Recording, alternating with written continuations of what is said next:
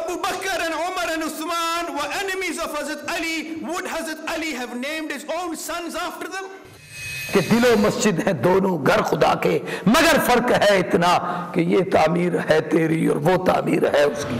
Islam was born into challenges. ذالک الکتاب لا ریب فیہ، اللہ فرماتے ہیں میں نے قسمیں اٹھا کر کہا کہ یہ کتاب سچی ہے جو تمہاری جھولی میں ہے. جو اللہ کا حکم آ جائے تو وہاں ایک مسلمان کا کام یہ ہے کہ بس یہ اللہ کا حکم ہے، میری سمجھ میں آئے یا نہ آئے، ہر حال میں اس کے اوپر عمل کرنے کا پابند ہوں.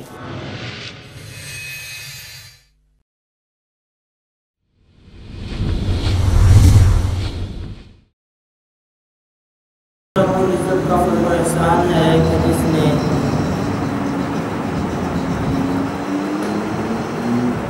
اس ماہانہ مجلس ذکر میں ماہانہ مجلس ذکر کے پروگرام میں جس اللہ رب العزت نے شریک ہونے کی توفیق عطا فرمائی،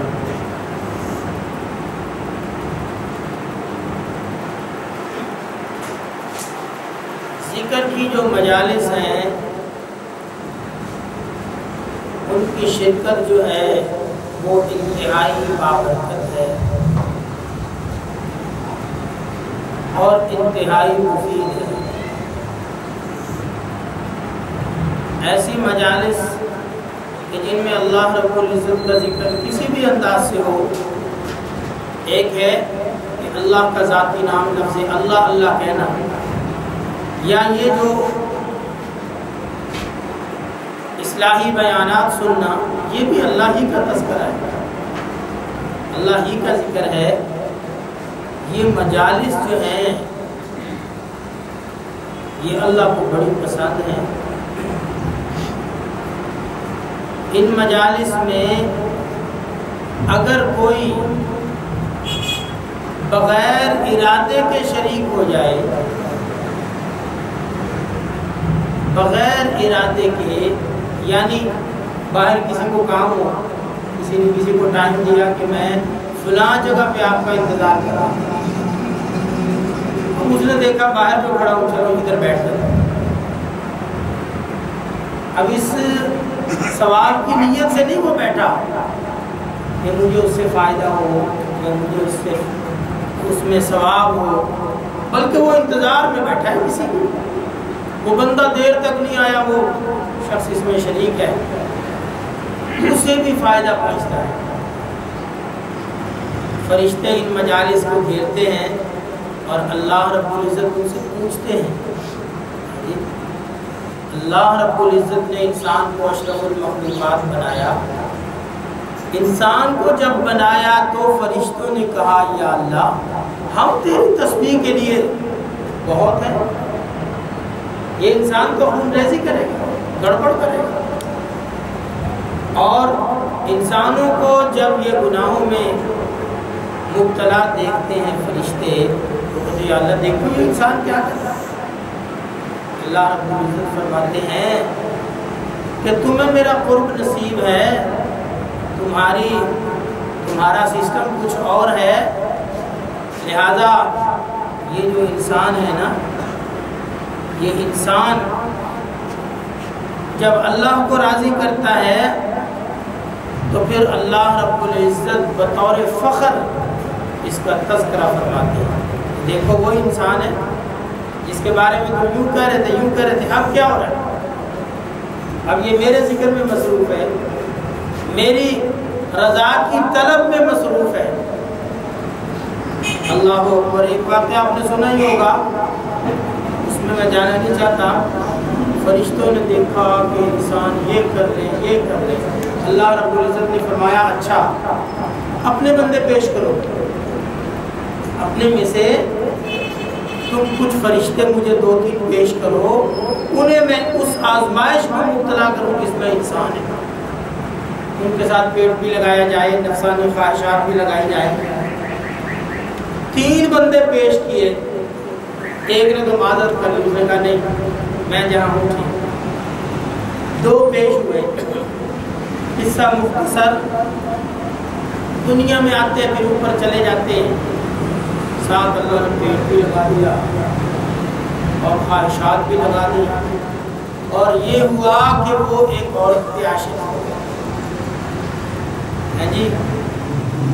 قصہ مختصر، ان سے گناہ ہو گیا۔ اللہ نے فرشتوں کو دکھایا کہ دیکھو تم عام انسانوں پہ اعتراض کرتے تھے، تم نے سو اپنے سے بڑے جلیل القدر لوگ مجھے دیے ہیں، ان کی یہ حالت۔ بہرحال اللہ رب العزت بڑے خوش ہوتے ہیں۔ اللہ پوچھتے ہیں ہاں بھائی کہاں سے آئے ہو؟ فرشتے تو پھر پوری بات بتلاتے ہیں کہ یا اللہ لوگ تیری یاد میں مصروف تھے۔ تو پھر وہ فرشتے کہتے ہیں کہ یا اللہ ایک بندہ جو تھا نا وہ اس مقصد کے لیے نہیں آیا بلکہ وقت گزاری کی نیت سے وہ بھی ان میں شریک ہو گیا۔ اللہ رب العزت بھی فرماتے ہیں کہ یہ مجلس کے جس میں میرا ذکر ہو یہ ایسی بابرکت ہے کہ وہ بھی فائدے سے خالی نہیں رہے گا، میں نے اس کی بھی بخشش کی۔ تو اس لیے میرے محترم دوستو، کسی چھوٹی سے چھوٹی نیکی کو چھوٹا نہیں سمجھنا چاہیے، ہر نیکی کو کرنے کی کوشش کرنی چاہیے۔ پتہ نہیں آخرت میں کیا کام ہے، پتہ نہیں کیا کام ہے۔ ایک بہت بڑے عالم گزرے ہیں، دنیا سے رخصت ہوئے، کسی کو خواب میں ملے، پوچھا بھی کیا بھی تھی، عرض کرنے لگے کہ اللہ رب العزت نے مجھے معاف کر دیا، مجھ سے راضی ہو گئے، لیکن کس بات سے کہ میں ایک مرتبہ لکھ رہا تھا، لکھتے ہوئے قلم پر ایک مکھی آ کے بیٹھی، میں نے تھوڑی دیر قلم روکا کہ اللہ کی مخلوق ہے چلو پیاسی ہوگی پی لے، تھوڑی دیر قلم یہ سوچ کے روکا کہ یہ اللہ کی مخلوق ہے، اس کی رضا کے لیے بھی تھوڑا سا بیٹھی آ کے قلم پر چلو یہ پانی پی لے۔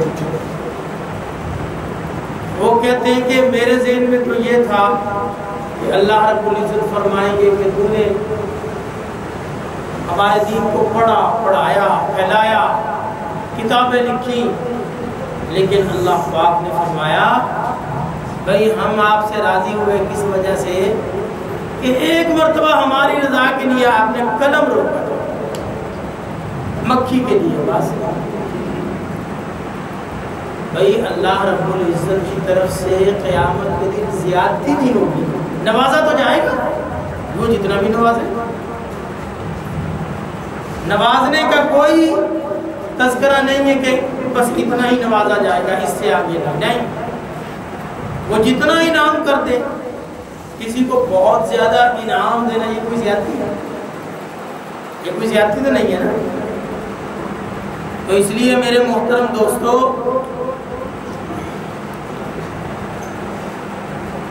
عمل کی توفیق ہوتی ہے جب علم حاصل ہو، کسی بات کا بندے کو علم ہی نہ ہو، کسی کے گھر کے نیچے 2 گز کے فاصلے پہ سونے کی دیگ دفن ہو اور اس کو پتہ نہ ہو، وہ نکال لے گا؟ وہ نکال سکتا ہے؟ اور کسی کے گھر میں سونے کی دیگ 100 گز نیچے دفن ہو، اسے پتہ ہو، وہ نکال لے گا؟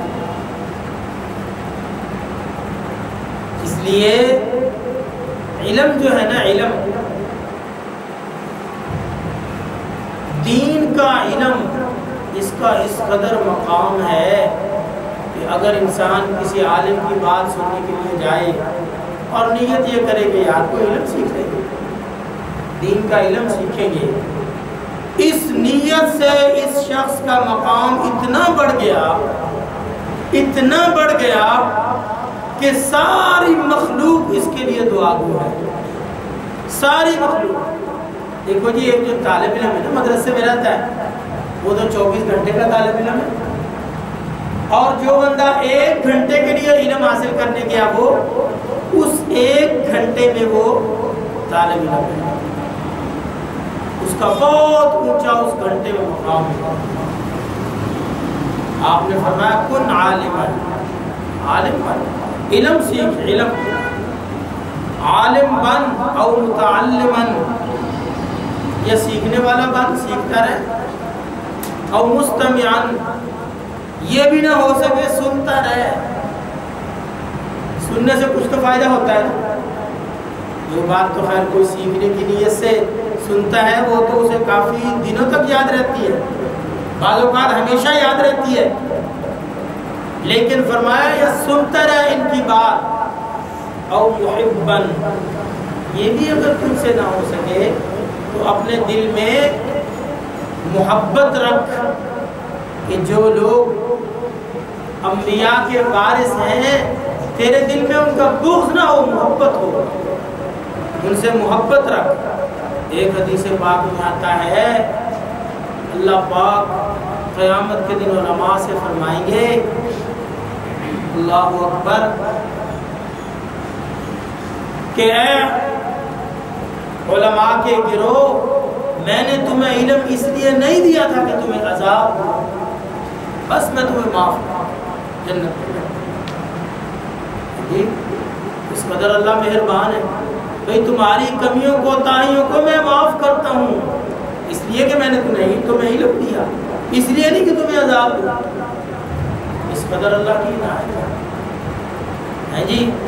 عابد جو ہیں وہ جنت میں چلے جائیں گے، اللہ علماء سے فرمائیں گے کہ تم ابھی جنت میں نہ جاؤ، ادھر ٹھہرو، لوگوں کی سفارشیں کرو، لوگوں کی سفارشیں کرو، دیکھو اس مجمع میں کسی نے تمہارے ساتھ اچھا سلوک کیا، تم نے اپنی زندگی کو میرے لیے وقف کیا، ساری زندگی پڑھا پھر پڑھایا، دیکھو تمہارے کوئی کام آیا۔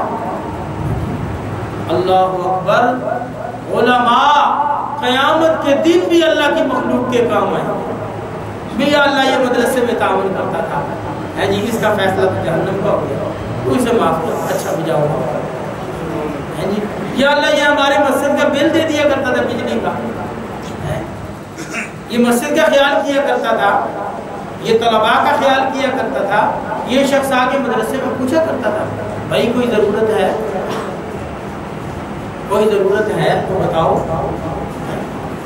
اس کو صرف اپنے گھر کے چار دیواری کی فکر نہیں تھی کہ گھر کے ہی بجلی کا بل دینا ہے، بس اسی گھر میں جو کچن کا خرچہ ہے وہی چلانا ہے، باقی پتہ نہیں انبار جمع کرنے، نہیں، اس کو مدارس کا فکر تھا، اس کو مساجد کا فکر تھا، لوگ سفارشیں کریں گے علماء اور لوگوں کی بخشش ہوگی۔ تو اس لیے میرے دوستو علم حاصل کرنے کی نیت سے، آج کل تو علم حاصل کرنا بڑا ہی آسان ہے، بھائی کسی مسئلے کے متعلق اگر پتہ نہ ہونا اپنی رائے نہیں دینی چاہیے،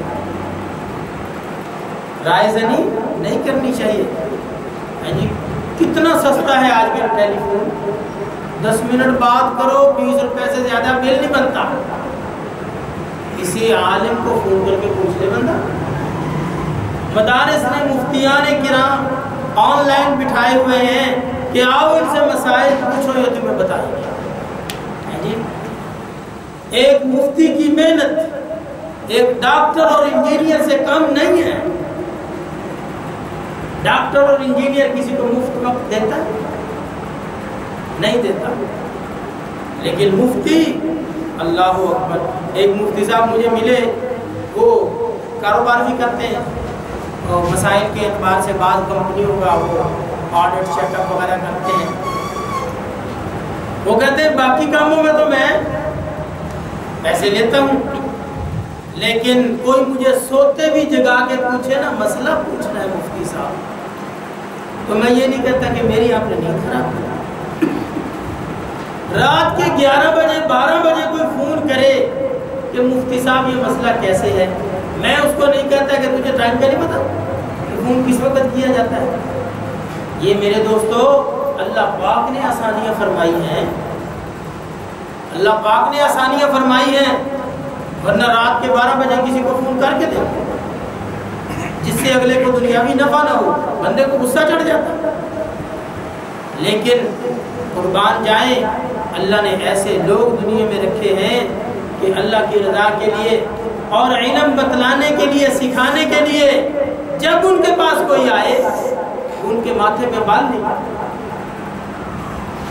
تو اس لیے میرے محترم دوستو، علم جو ہے یہ پہلی سیڑھی ہے۔ ایک حدیث پاک میں آتا ہے الا کلکم ہالکون، خبردار کان کھول کے سنو، سب تم ہلاک ہونے والے ہو، سب ہلاک ہو جاؤ گے، الا العالمون، علم والے بچیں گے، علم رکھنے والے بچیں گے۔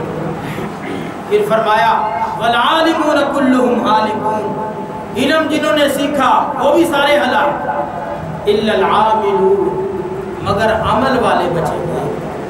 ہاں جی، وہ علم نہیں ہوتا کہ جس پہ کوئی عمل نہ کر سکے۔ علم کی تعریف، اللہ اکبر، علم کی تعریف یہ ہے کہ جو عمل کے لیے مجبور کر دے بندے کو، عمل کے لیے مجبور کر دے، وہ ہے علم۔ جو عمل کے لیے مجبور ہی نہ کرے وہ علم نہیں سیکھا ہوا اللہ کی رضا کے لیے۔ گدھے کے اوپر کتابیں لا دے تو وہ عالم تھوڑا ٹھہر جائے گا۔ اللہ اکبر، فرمایا والعاملون کلہم ہالکون، عمل کرنے والے بھی ہلاک ہونے والے ہیں، الا المخلصون، مگر مخلصین بچیں گے۔ یعنی علم اور اس کے ساتھ پھر عمل، اور عمل میں اخلاص۔ اللہ رب العزت قیامت کے دن فرمائیں گے کہ میں آج اسی عمل کا بدلہ دوں گا جو میرے لیے کیا۔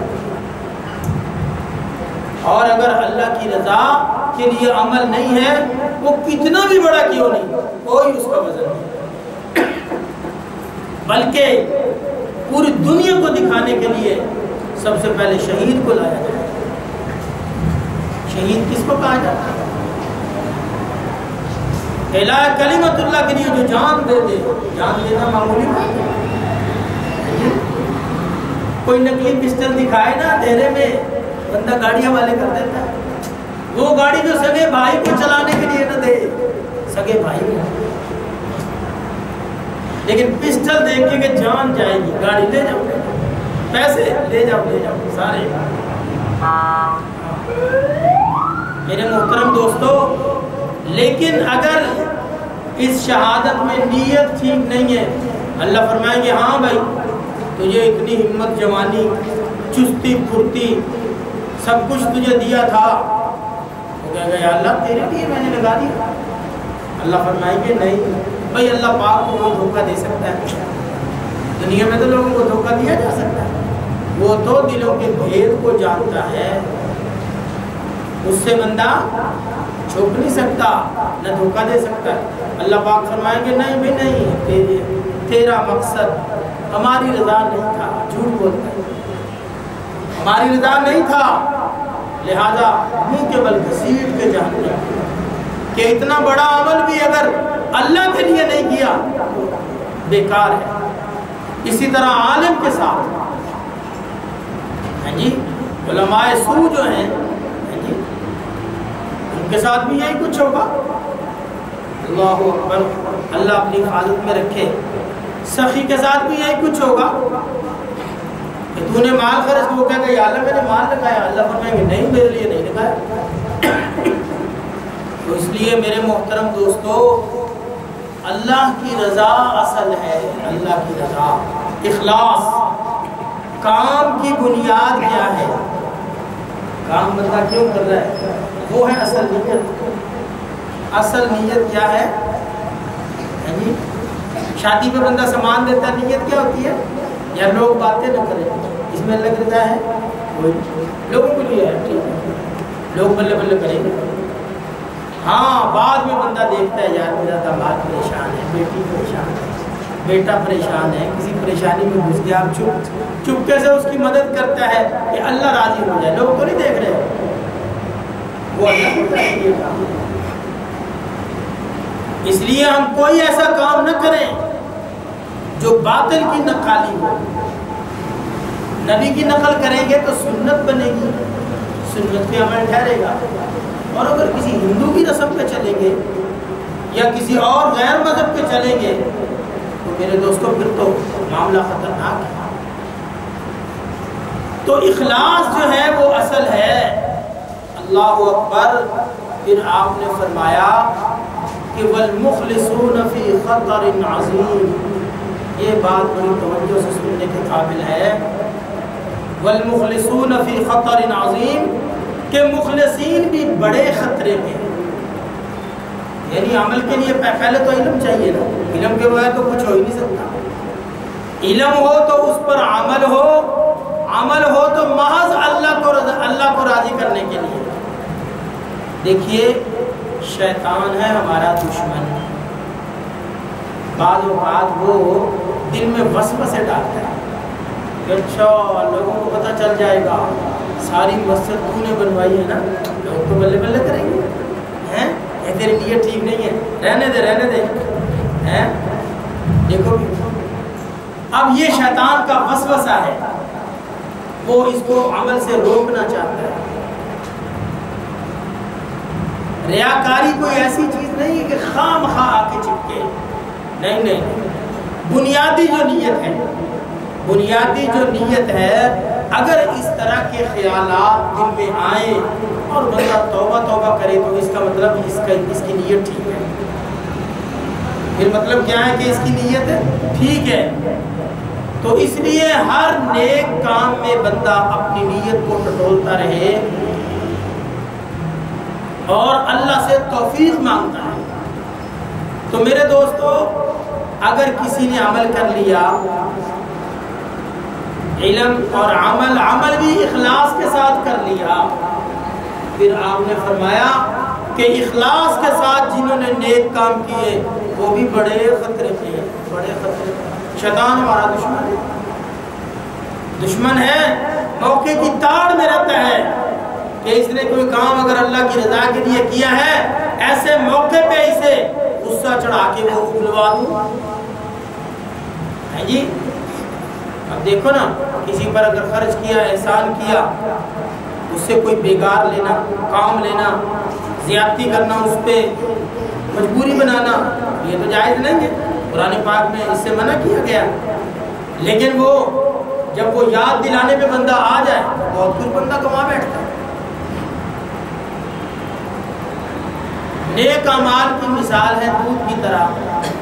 جی دودھ کمپنیاں منگواتی ہیں، وہ گاڑیاں راستے میں بلا وجہ کھڑی ہوتی ہیں۔ جی گاڑی والا سوچے کہ آج میں 100 بندوں کو دودھ دکھا کے جاؤں گا کہ دیکھو ٹینک میں نے بھرا ہوا اور لے جا رہا ہوں۔ جی وہ تو دودھ خراب کر بیٹھے گا۔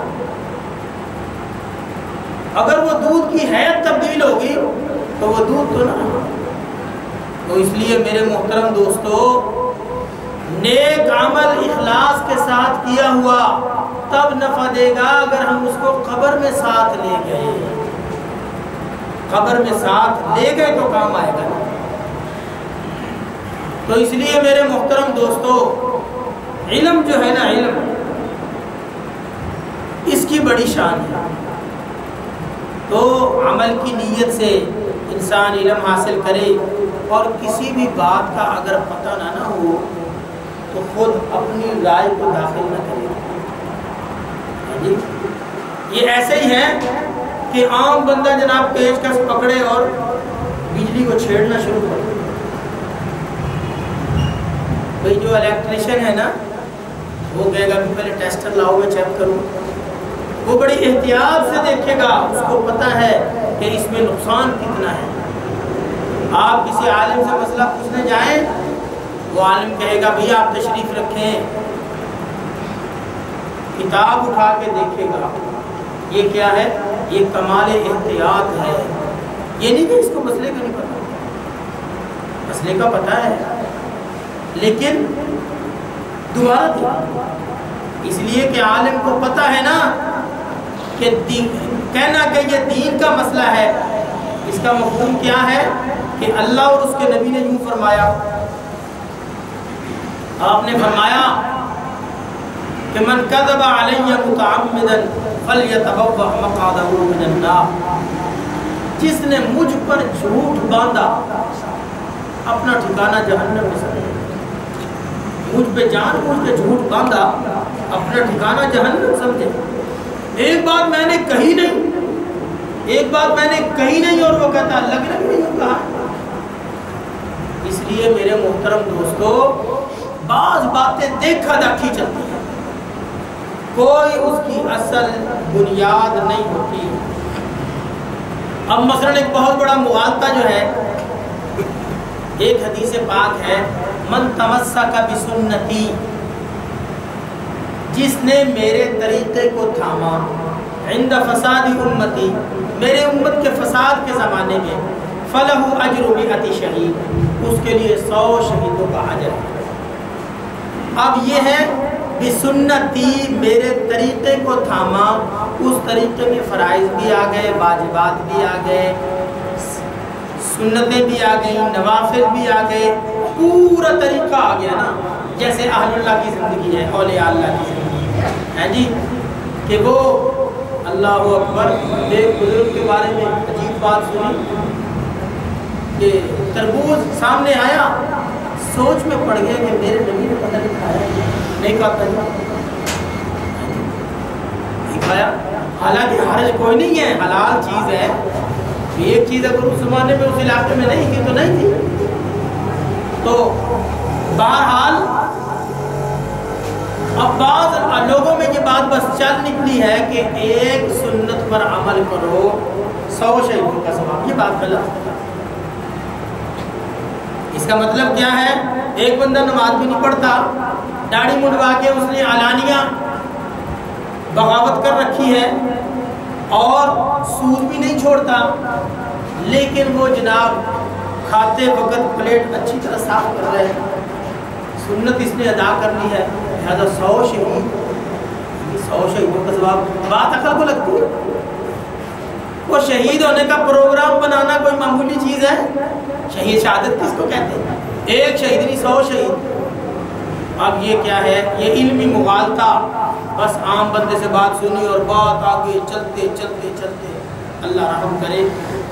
تو اس لیے اس کا یہ مفہوم قطعاً نہیں ہے، اس کا مفہوم ہے کہ جس نے میرے پورے طریقے، دیکھو نا جی اب فساد کا زمانہ ہے، پورے طریقے پہ جو بندہ چلے گا، قدم قدم پہ لوگوں کی باتیں نہیں سنے گا، قدم قدم پہ تو اس نے ذبح ہونا ہے۔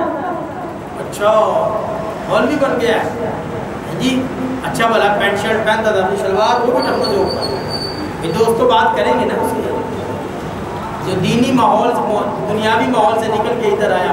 اچھا اب داڑھی بھی رکھ لی ہے، بوڑھا لگ رہا ہے، بوڑھا، لوگ سمجھتے ہیں شاید داڑھی یہ بوڑھا ہونے کی علامت ہے، نعوذ باللہ من ذالک۔ حالانکہ داڑھی یہ انسان کا حسن ہے اور یہ انسان کا عضو ہے، انسان کا ایک عضو ہے جو اللہ پاک نے مرد کو لگایا ہے، مرد کو لگایا ہے۔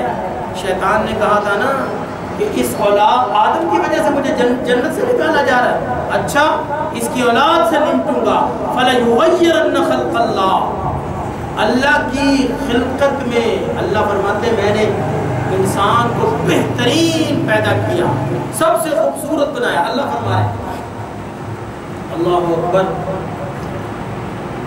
خلیفہ ہارون الرشید بس بیوی کو کہہ بیٹھا کہ اگر تو چاند سے زیادہ خوبصورت نہیں تو تجھے طلاق، کہہ بیٹھا، غالباً اسی کا ہی واقعہ ہے یا کسی اور کا، کہہ بیٹھا اور بعد میں فکر پڑ گئی۔ بہرحال وہ لوگ نا فکر بھی کرتے تھے، یہ نہیں کہ بس طلاقیں دیے جاؤ، لکھی کون سا ہے جی، آج کل لوگ سمجھتے ہیں طلاق لکھنے سے ہی ہوتی ہے، اور جو غصے میں دی تھی اور بیوی سالن عمدہ پکائے تو تب دی جاتی ہے، آج آپ نے کپڑے بہت اچھے پریس کیے، آج آپ کو طلاق اس خوشی میں دی جاتی ہے، غصے میں ہی دی جاتی ہے جی، کہہ تو بیٹھا۔ اب علماء سے پوچھا جناب تو کی طلاق تو ہو گئی، بڑا پریشان، علماء کا مجمع بلایا، اللہ اکبر۔ اللہ نے وفوق کل ذی علم علیم، بڑے سے بڑے عالم رکھے ہیں، جناب نے بتایا نہیں ہوئی طلاق، آپ کی بیوی کو چھوڑو، ہر انسان چاند سے زیادہ خوبصورت ہے، ہر انسان، اس کا کوئی رنگ ہو، کیسی جسامت ہو اس کی. وہی آپ کپڑے کی دکان پہ جاتے ہو, بعض رنگ بندہ کہتا ہے کہ یہ پتہ نہیں کس لیے یہ رنگ لگائے گئے ہیں, یہ کپڑا بھی کوئی خریدے گا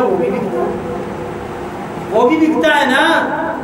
ہاں, یہ اللہ نے کسی کو جو رنگ جو بھی چیز دی ہے, اس جس کو انسانی ڈھانچے میں اللہ نے ڈھالا ہے, وہ ہر چیز سے خوبصورت. تو اس لیے میرے محترم دوستو, علم جو ہے نا جی, آج کل اب ہونا کیا چاہیے, اب بندہ تجارت اگر کر رہا ہے تو تجارت کا علم حاصل کرنا ضروری ہے. بغیر سیکھے کرے گا ہیں جی, کوئی بندہ بغیر سیکھے گاڑی چلائے اور ٹھوک دے کہیں ہیں جی, وہ بچ جائے گا. وہ کہے صاحب میں دوسرے دن آج گاڑی لایا ہوں, پہلے دن گلیوں میں چلائی ہے, اب دوسرے دن یہاں لایا ہوں, اور بندہ نیچے دے دے, بچ جائے گا. اس پہ قتل کا وہ بنے گا نا کیس, بھئی تو نے گاڑی سیکھی نہیں تو روڈ پہ کیوں آیا. ہاں, جس نے سیکھی ہو, پاس لائسنس ہو, پھر بچت ہے, اس میں کچھ بچت ہے. تو میرے محترم دوستو, بندہ جب کاروبار کر رہا ہے تو اس نے کاروبار کا طریقہ کیوں نہیں سیکھا. غلطیاں کرے گا مجھے. شادی کر رہا ہے, نکاح اور طلاق کے مسائل کا پتہ ہی کوئی. لوگ یہ سوچتے ہیں بس وہ لڑکا جی کوئی 200-400 روپے کما لیتا ہے یومیہ, بس ٹھیک ہے. کبھی کسی نے کہا اس کو نکاح طلاق کے مسائل کا پتہ ہے کہ کبھی کسی کو فکر ہی کوئی. حالانکہ یہ نازک مسائل ہیں, وہ دو بول ہی ہے نا جن کی وجہ سے لڑکی کو کسی کے ساتھ بھیج دیا جاتا ہے. تو جس طرح یہ نکاح جڑتا ہے اس طرح ٹوٹ بھی جاتا ہے. تو یہ ہماری دین سے دوری ہے, ہماری دین سے دوری ہے. ہمیں نکاح کے طلاق کے مسائل کا پہلے پتہ ہونا چاہیے, بلکہ جس کی شادی ہو اس کو متوجہ کرنا چاہیے. بھائی کسی عالم کے پاس بیٹھو, کوئی کتاب ان سے تجویز کرواؤ, وہ پڑھو, اور ہمیں خود بھی سیکھنا چاہیے. کسی نے بہت بڑی وجہ بتلائی, انہوں نے کہا کہ آج اولاد کے نافرمان ہونے کی ایک وجہ یہ بھی ہے کہ بعض اوقات وہ اولاد ہی حرام ہوتی ہے, کسی اور کی نہیں, اسی کی ہوتی ہے, لیکن نکاح توڑ چکا ہوتا ہے. نکاح جب توڑ دیا, اب وہ اولاد حلال کی نہ رہی تو اس سے خیر کی توقع کی جا سکتی. ہر معاملے میں علم کا حاصل ہونا ضروری ہے. کوئی مالدار ہو گیا, زکوٰۃ فرض ہو گئی تو زکوٰۃ کے مسائل اس پر سیکھنا فرض ہے. حج فرض ہو گیا تو حج کے مسائل سیکھنا اس پر فرض ہے. میرے محترم دوستو, 15 منٹ باقی رہ گئے. میں نے آپ کے سامنے آیات تلاوت کی تھی, ان کی طرف میں آتا ہوں. باتوں سے بات نکلتی رہی. اللہ پاک ہمیں علم دین حاصل کرنے کا شوق نصیب فرمائے. طالب علم کے پاؤں کے نیچے فرشتے پر بچھاتے ہیں کہ اتنا متبرک آدمی ہے, اتنے اونچے کام کے لیے جا رہا ہے کہ اللہ کا علم حاصل کر, قرآن کا علم, اللہ کے فرمان کا مجھے پتہ چل جائے, نبی کے فرمان کا پتہ چل جائے. یہی ان معلومات کے لیے جا رہا ہے. لہذا اللہ اکبر, یہ تو بندہ بڑا قیمتی ہے.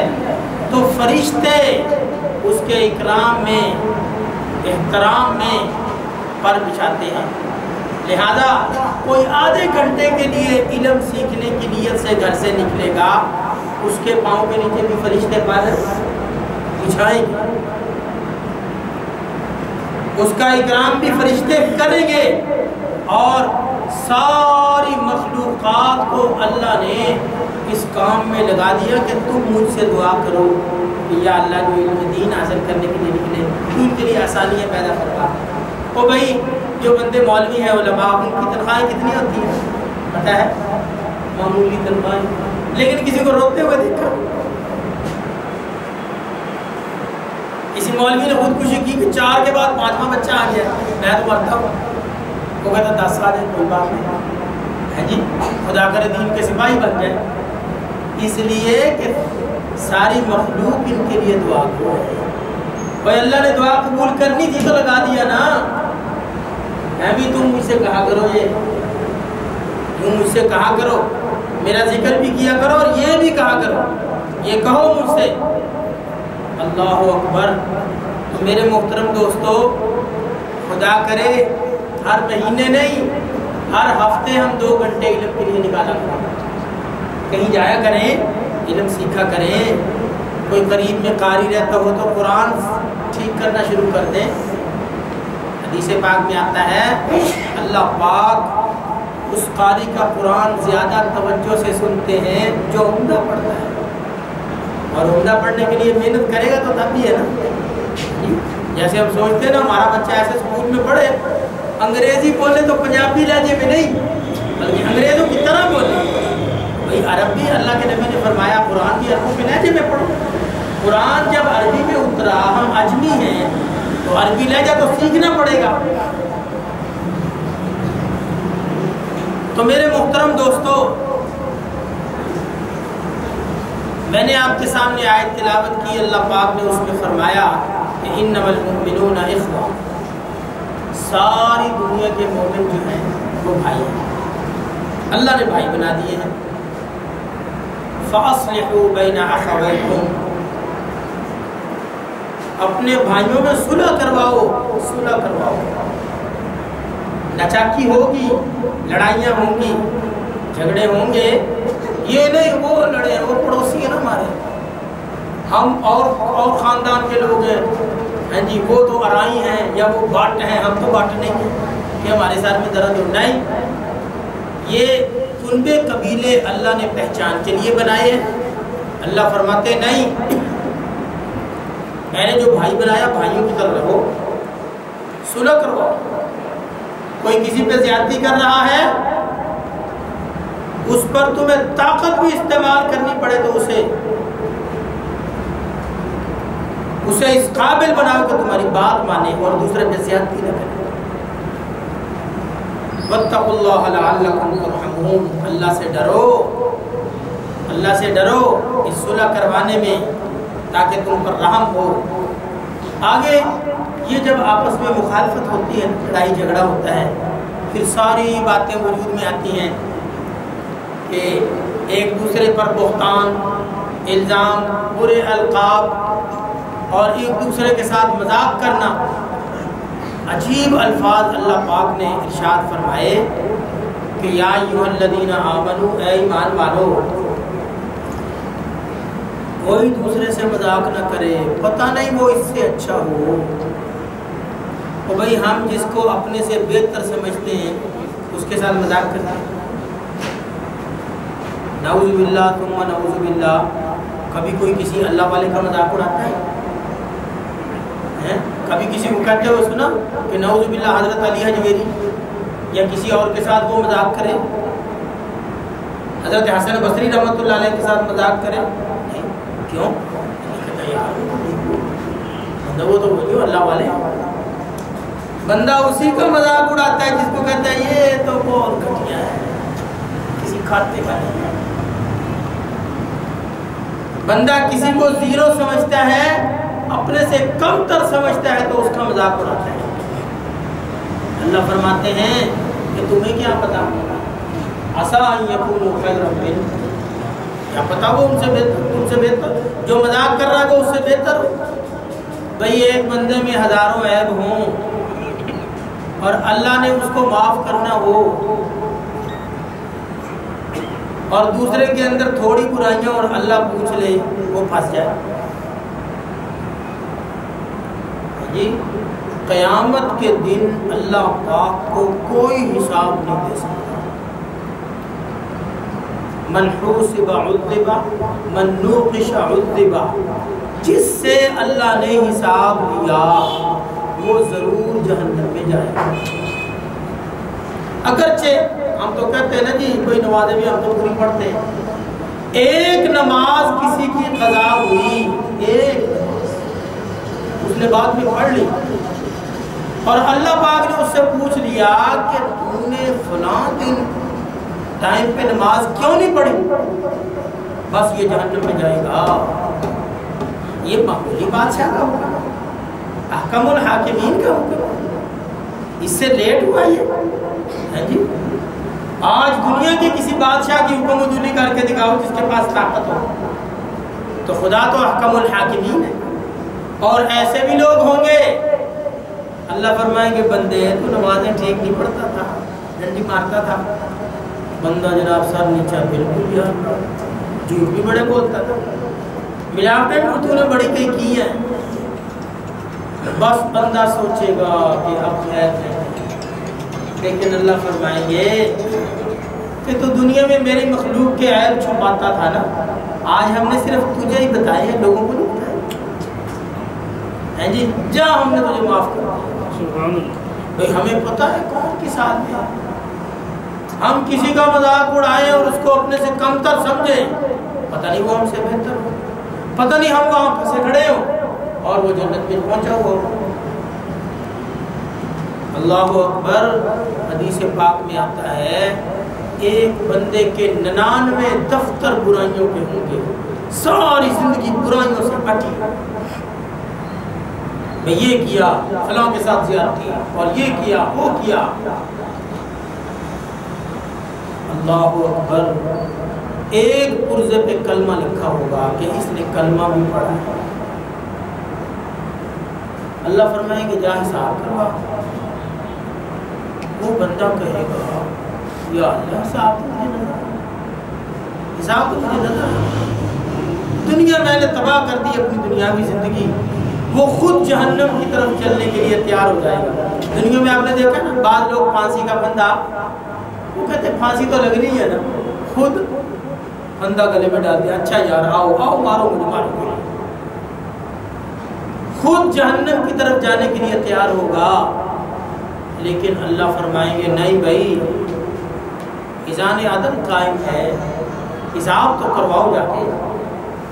वो जो नेकियां, क्योंकि अंबिया तो है ना मासूम, बाकी लोगों के गुनाह भी है, नेकियां भी हैं, वहाँ वजन किया जाएगा।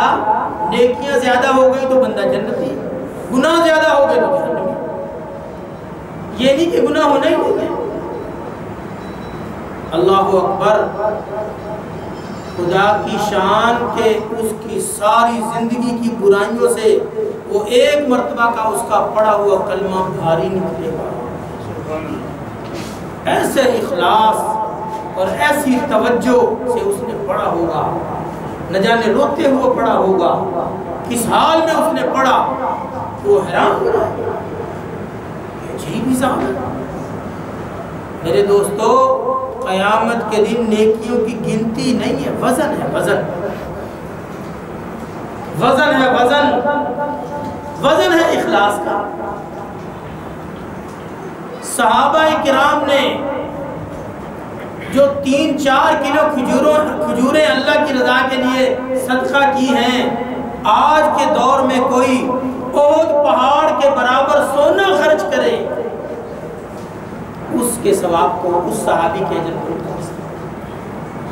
कहाँ वो 4-5 किलो खजूरें और कहाँ, और दुनिया में इतना सोना तो है ही नहीं ना।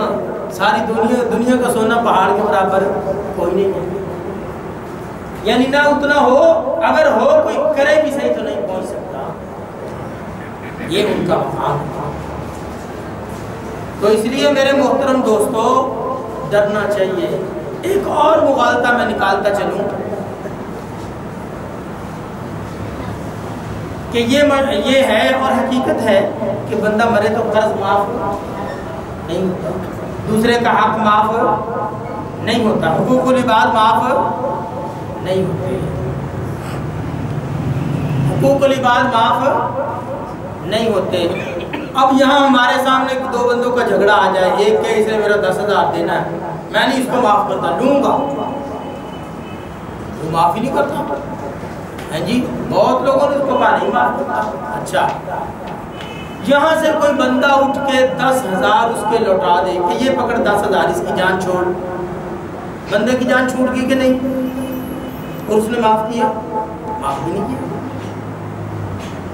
हकदार ने माफ नहीं किया और देने वाले की जान भी छूट गई।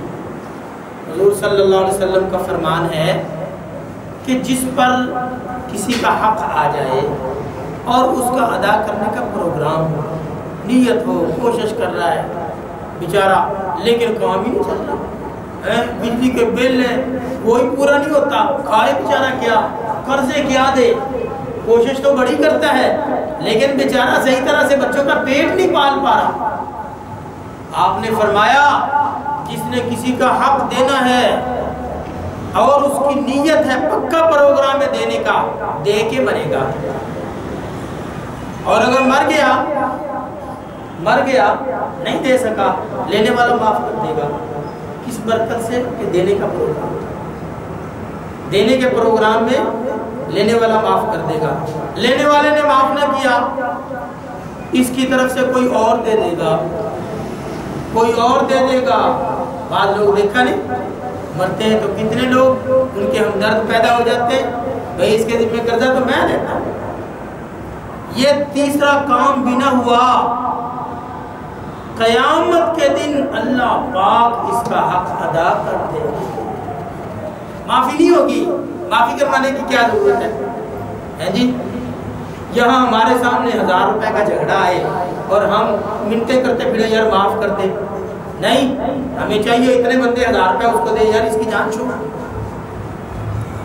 جی۔ تو خدا تو احکم الحاکمین ہے، وہ جس پر مہربان ہوگا اس کو کیا ضرورت ہے دوسرے کو کہنے کی کہ تو اس کو معاف کر دے، نہیں، بالکل نہیں۔ تو میرے دوستو، اللہ کی تو ذات اتنی مجنون ہے، قرآن کریم میں بعض جگہ، اکثر جگہوں پہ اللہ فرماتے ہیں کہ خرچ کرو اتنا اجر دوں گا، تقریباً 2 جگہوں پہ، 2-3 جگہوں پہ اللہ فرماتے ہیں جس نے مجھے قرض دیا ضرور لوٹاؤں گا۔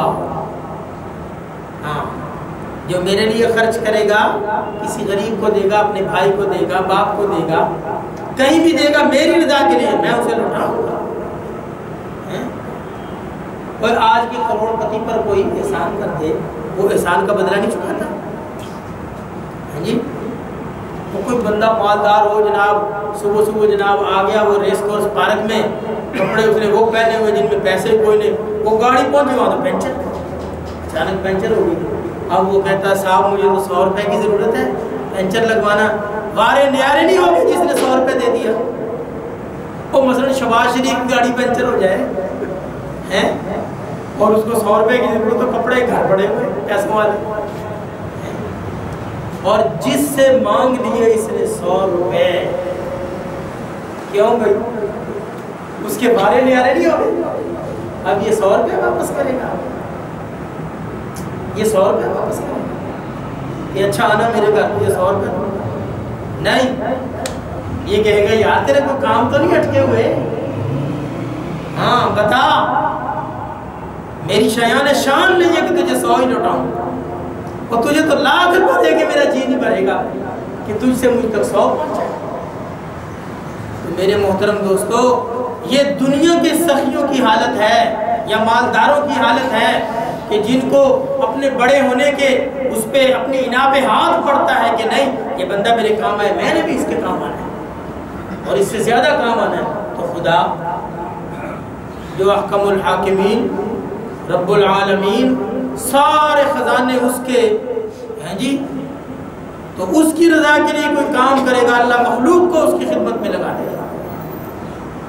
تو اس لیے اللہ رب العزت، یہ اللہ کی شان ہے کہ جو اس کو دے گا اس کو بدلہ اس کا کئی گنا بدلہ دے گا۔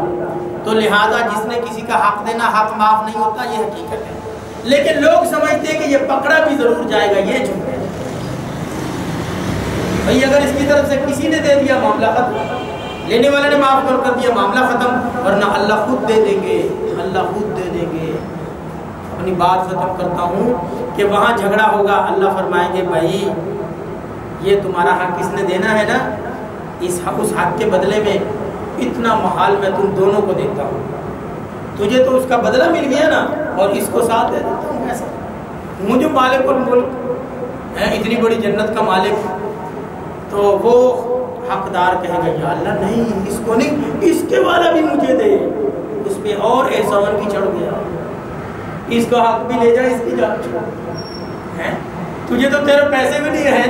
ایک بڑا پلاٹ جناب ڈیفینس کا، چلو تیرے تو 10 لاکھ اس نے دینے تھے، تو کروڑ روپے کا پلاٹ ہے، چل 40 لاکھ تیرے، 50 لاکھ لے جا تو، 50 اس کے ہیں. نہیں یا اللہ اس کے والے 50 بھی مجھے دلواؤ. اچھا بھائی جان چھوڑ. تو یوں بھی دینے کی جو برکت ہے اس سے بندہ پکڑا نہیں. اب یہ لوگ یہ اس بات کا بعض لوگوں کو پتہ نہیں، وہ کہتے نہیں حق جو ہے نا یہ پکڑا ہی جائے، جہنم میں ضرور ہی جائے.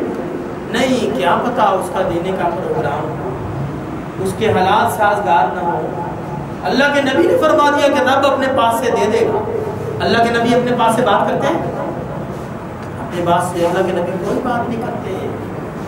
ایک صحابی ہر بات لکھا کرتے تھے، صحابہ نے روکا، بھائی اللہ کے نبی آخر انسان ہیں، کبھی غصے میں ہوتے، کبھی مذاق میں ہوتے، تو ہر بات ہی لکھ لیتا ہے.